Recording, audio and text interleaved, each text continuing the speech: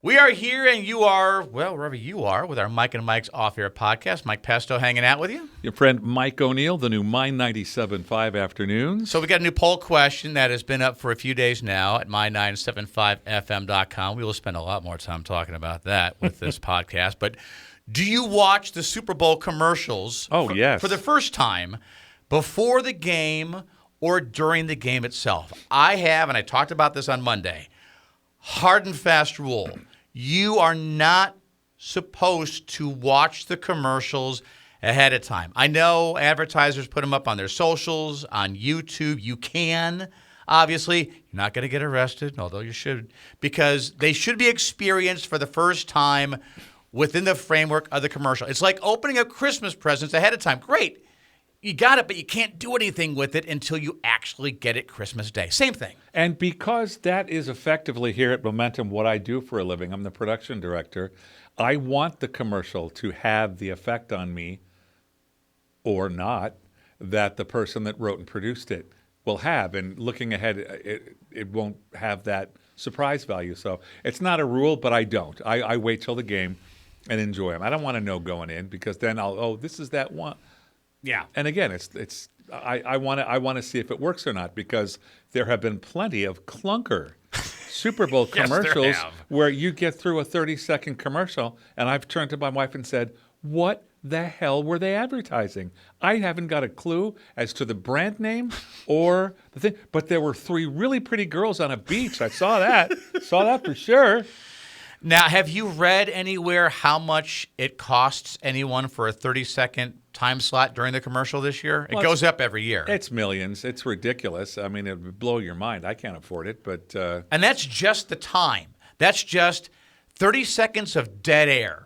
You buying that. Then it's however much money the commercial costs to make. And The you've production. got That's some expensive. now with William Shatner this year and Lady Gaga, and who knows how many other celebrities will be making appearances in these Did you commercials. get called, Mike? Did you get called? No. Oh, I damn it. keep waiting. I know, really. And waiting. But there have been, as you said, some clunkers over the years, but there have also been some really, really good ones. So I asked you ahead of time if you could come up with your own little personal list.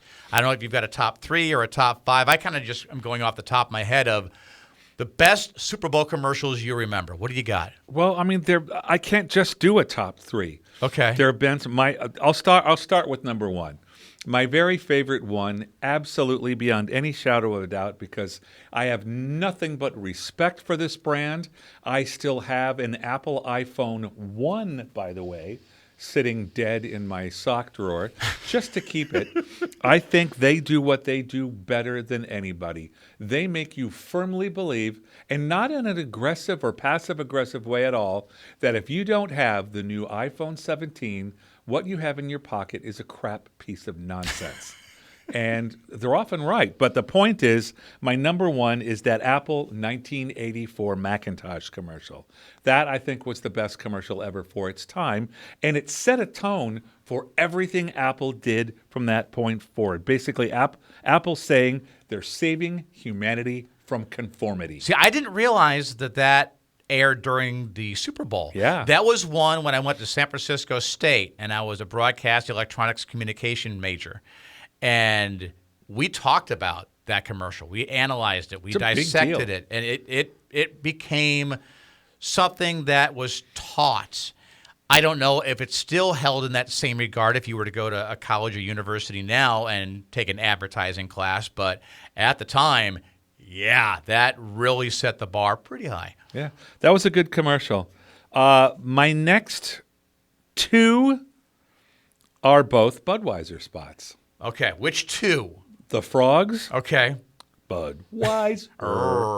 And, of course, say it with me, Wise up. Come on, everybody saw those. They worked. And why did they work? Because every butthead, Monday through Friday following Sunday, for Super Bowl Sunday, walked into work, and the first person they saw, they said, "Why's that?" Now- and when something in a commercial translates to the acumen of the day, to what people are saying, that is nothing but a total score. That is the same reason why I miss there being such an appointment viewing thing with television shows. Now streaming is obviously huge. When Stranger Things dropped all of its episodes, they dropped them all at once. You can binge them, and no one's really in the same place at the same time. I remember years ago, and we may have talked about this previously, that you had to watch Saturday Night Live if you wanted to go to school on Monday, because on Monday, everyone was going to be talking about what happened on SNL the previous weekend. The monologue and the artist. Yeah, and not even that, but also the weekend update. And Right. because I was That's watching right, in the that's right. era of geez, I'm trying to remember the cast. Eddie Murphy was one that was huge in that cast, and Joe Piscopo, and that was the cast that I remember having that appointment viewing thing with. If you didn't watch, just don't even bother showing up. If you watch the commercials ahead of time, it doesn't quite have that same grab everyone's attention thing No. because 75% watched them all ahead of time. Yeah, I know. Again, I like to have them try to catch me or not, and learn from that so that I can write good commercials too. Okay. I actually have a top 10 list. I won't lay them all on you, but I loved the Coca-Cola Mean Joe Green spot. Remember the one where a kid shares a Coke Yep. with him? That was just heartwarming. That was what, late 70s, very early 80s? 1979. Okay. Yep. And come on. Where's the beef? I see. Again, that was one I thought of, but I wasn't sure if it was a Super Bowl commercial or not. Absolutely was. Okay, what year was that one? 1984. Same year as 84. the Apple Wow. spot. Okay. Those were, and I mean, there's so many. Do you remember the E-Trade baby spot? The very hip, Vaguely. cool baby, very savvy talking baby. Oh yeah, the baby's talking like you and I are talking right here, moving his lips, and he's a baby, and it's hilarious. Was Those- that in the same time frame as Ally McBeal and the Ooga Chaka Baby? I can't remember. 2008, if that helps. That may have been right around the same time. I can't remember now. And the dumbest one that worked Okay. was Mountain Dew, the Kickstart spot. Puppy monkey baby, puppy monkey baby, puppy monkey baby. Okay. Now It's stupid, but you remember it. But- stupid works too. But that's one, if you had just said Punky Monkey Baby, I wouldn't have been able to tell you that was Mountain Dew. I watched the whole. I looked again when I remembered. I was going, what was that? I couldn't remember what the product was. Yeah, and so that's- it worked, but Did it really? did it? I don't know. And by the way, do they still make that stuff? Probably it doesn't work. How about recently? Like, can you remember anyone from last year? And I only bring this up because there's one in particular from last year's Super Bowl that was a sequel to the one from the year before, the Dunkin' Donuts commercial. Yes. Now, the first one from a couple years ago, J-Lo was in it. Yeah. That one was really, really good. The second one was, like a lot of sequels, Not quite as good. couldn't quite capture the magic of the original one. But it has a lot to do with the artists that were in it. Yeah, and Meaning why it worked. yeah, Didn't J-Lo wasn't in it because at that point they had gone through the divorce. So, but Ben was in it, Matt Damon was in it, and I forget some other friends as well. But Matt stole the first one. Matt can do no wrong with me. His buddy is fine. He's had some good moments. He was a terrible Batman. But I mean, he's got some good movies. But Matt Damon, I mean, The Martian, get out of here. He's so good. So one thing that we celebrated today on the air, and I mentioned it, I briefly mentioned the story, and I said we talk about it with our podcast, is today is National Wedding Ring Day. Oh, jeez. I'm trying to remember, because you and I have talked previously, I don't think in a podcast, I think we went out to lunch and it came up. Was it you or someone else that I know that actually has lost his wedding ring? Like the one that you have now is not the actual ring from the ceremony. Oh, that would be me. That's you. Okay. That would be me. Although you want to see something hilarious, I'm going to do it for the camera, and I might cut you off for a second. Oh, that's fine. But look how that's on there. You couldn't get that off with blasting caps. Now look at the indent. That's never coming off. No, it's not. But no, I had this ring. I was married for about 9.5 minutes. I mean, we had just come back from our honeymoon from back east. I lost that son of a bitch within days of being back. The good news is, if there is any, is that I have this very simple gold wedding band because I am remarried very happily for 34 years to the right woman. And being married to her is so simple and so easy. I wanted my ring to reflect that. My first wedding ring was busier than hell with all kinds of diamonds and nonsense. But I still lost it. And it was too loose, and I bought it. I mean, I knew where she got it. She only got it a minute ago. And I went and got another one, and I never, ever, ever, ever, ever lost it again. How often do you take it off? I can't take it off. That's right. To get this off, I would need a lot of oil. Vaseline and a crowbar. I couldn't just force it off. Wow. Now this is going to sound weird, and I admit that it is. Please don't hate me. My wife has no problem with this, for the record, and maybe she'll call up at some point and explain that.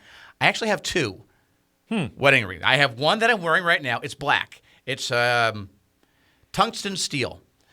We got this, or she got it for me, when we were visiting San Francisco, and we went to the Jewelry Mart. And we were kind of walking around. We went to the jeweler where I got her wedding ring. And there were rings there. And I'm like, man, it's black. It wouldn't do for a wedding ring, but that's a beautiful ring. Didn't think anything of it. For my birthday that year, she got me this ring. She said, this is now your alternate wedding ring. So when you're wearing more black than anything else, because the other one I have is white gold, she said, wear this instead. So this was her idea. Because she declared it. Yes. It is so. So I've got my black boots on today. I've got a very dark gray shirt. So I'm like, I'm wearing my black ring today. I have my black watch on. So, but dude, those are the good stories. Those are the stories that are you. Can I tell you the story of the way I proposed to my wife? What's that? I didn't. We were back east meeting her folks and her friends. Her best friend in the world was nearby. We were just talking about what was to come, just generally what was to come, in the next year. And she turned to me, she grabbed me by the shoulders and said, we're going to get married, aren't we? And I said, yes, we are. And whoop, there it was. That was it right there. She did it. I agreed. Okay. And we went home and got her a ring. And again, that was the story. Very untraditional, but it obviously worked for you guys. You should have seen her friend. Her friend, I thought her head was going to blow off. Oh, my God. Oh, my God. Oh, my God. And she just ran all over the boardwalk. We were in Jersey on the boardwalk. And she just ran all over Helen and told everybody on the boardwalk. They were tired of us.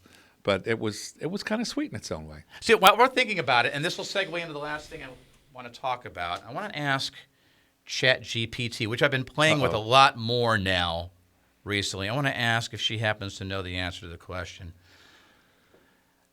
What percentage of married men have lost their wedding rings?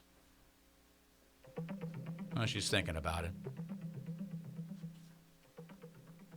So losing a wedding ring is actually pretty common. About 24% of men have reported losing theirs, and a Prudential survey found that 10% of grooms lose it in the first few months. So if it happens, well, you're definitely not alone. Okay, so there you go. Not too bad of a percentage. I bring her up. I feel a little less like a schmuck.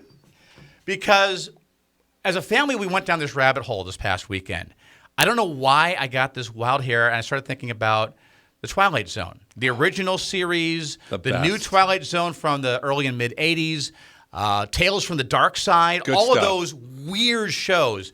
Outer Limits. The Button, I think it's called, the one where you push the button and you get $1 million, but someone you don't know dies. It was turned into a movie. Oh, my gosh. And all of those. There was one in particular, though, and I couldn't remember if it was a Tales from the Dark Side or a new Twilight Zone. I remember it was color. It was the episode. And if you can help me out with this, please do comment on the video on YouTube or wherever you get there, or call me or call Mike when he's on the air, because it's still killing me to figure this out. Maybe you know. It was an episode of a colorized version of a show like that where I want to say this guy's car was broken down or he was arrested or something. He was at this city hall.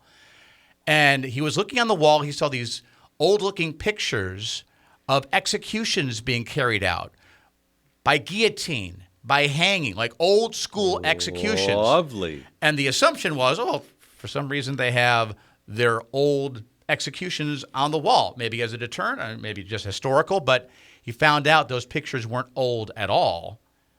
that's exactly how the town was carrying out executions in modern times. Oh, nice. And they didn't have color pictures. Again, we're talking about Tales from the Dark Side, and they explained why they didn't have color prints there, but they didn't. All the pictures were black and white. I asked ChatGPT that question 7 different times, asking it the same way. Got 7 different answers. And even this morning when I did it live on the air, it said it was a